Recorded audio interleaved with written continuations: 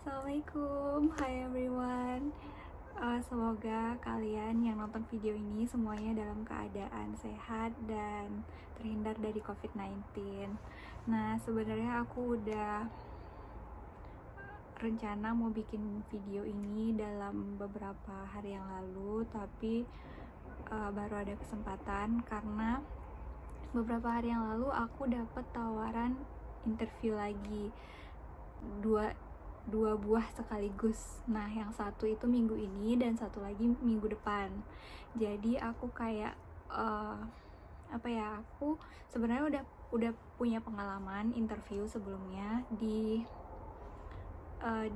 beberapa company, tapi during this COVID-19 aku tuh interviewnya via online, jadi via Skype gitu. Nah, untuk kali ini karena company-nya di kotaku, jadi aku diminta untuk interview langsung face to face di kantornya, dan aku ngerasa aku perlu persiapan lebih karena kalau untuk interview langsung kan di Jepang itu ada kayak tata krama, ada rule tertentu gitu. Nah, jadi aku kayak persiapannya harus lebih dari interview sebelumnya yang gak cuma nyiapin jawaban dalam bahasa Jepang, tetapi juga aku juga persiapan kayak latihan gimana cara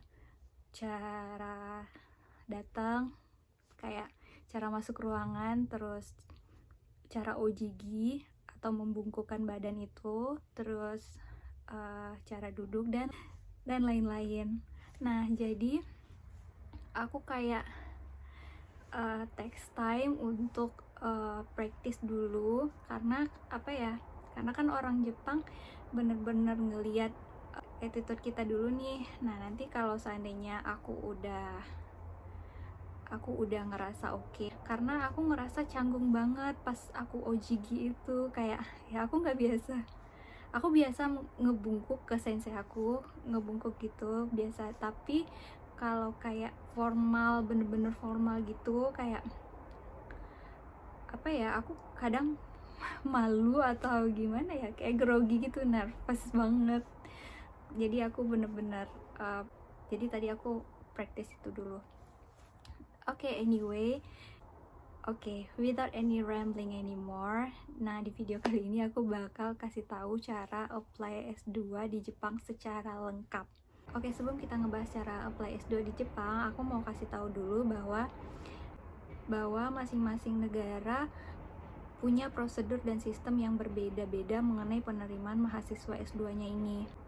Di beberapa negara mereka langsung melakukan screening dokumen oleh pihak terkait secara nasional atau internasional. Nanti kalau memenuhi kriteria, kalian bakal dapat pengumuman kalian diterima atau ditolak. Kemudian ada juga yang apply-nya via kampus yang dituju, terus kalian mensubmit dokumen yang diminta seperti esai, ijazah S1 maksudnya, terus transkrip, English certificate dan lain-lain. Lalu kampus tersebut akan menilai apakah kamu diterima atau ditolak. Nah, tapi kualifikasi wajibnya pasti kalian harus telah menamatkan S1 atau expected bakal lulus S1 sebelum perkuliahan di luar negeri tersebut berjalan. Sedangkan kalau untuk di Jepang sendiri, prosesnya cukup unik. Di sini first and foremost, step yang harus kalian lakukan adalah mencari profesor yang matching dengan penelitian yang akan kalian lakukan. Mungkin proses ini bisa dibilang mirip dengan mendaftar S3 di negara lain.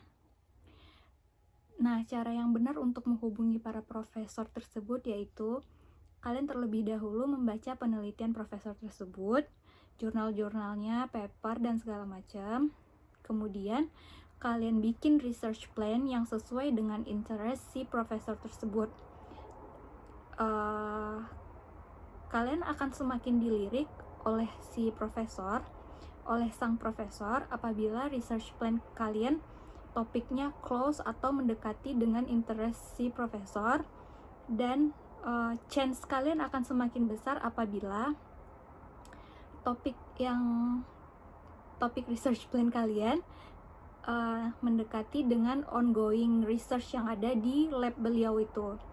Nah, sehingga kesempatan kalian untuk bergabung atau diterima oleh sang profesor semakin besar. Selanjutnya, setelah menulis research plan, kalian bisa kirim email ke para targeted profesor kalian dengan melampirkan CV dan research plan yang udah kalian bikin tadi. Tunggu sampai 2 minggu, kalau tidak ada balasan, kalian bisa mengirim email untuk yang kedua kalinya ke si profesor tersebut. Bisa jadi email kalian ke skip karena profesor di Jepang itu mereka biasanya bakal balas email within a week, entah itu diterima atau ditolak, karena profesor di sini mereka quick respond. Sejujurnya aku dulu bahkan sampai kirim email ke sekitar 20 orang profesor di seluruh Jepang dengan berbagai judul research yang berbeda.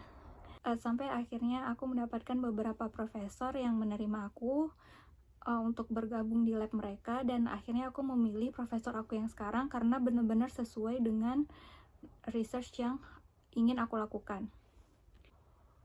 Untuk teman-teman yang tidak punya beasiswa seperti aku, sambil kalian menunggu email balasan dari para profesor ini, kalian bisa sambil lanjut ke langkah selanjutnya, yaitu persiapan dokumen.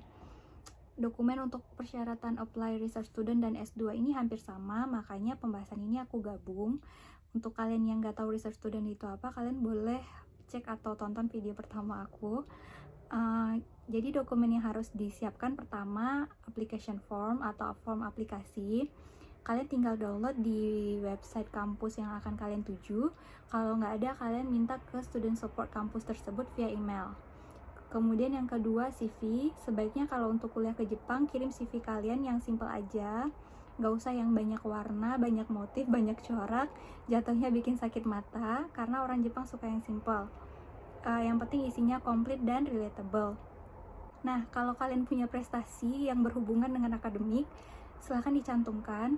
Kalau yang nggak berhubungan, kayak aku dulu pernah menang tourism ambassador di kotaku, itu nggak perlu dicantumin.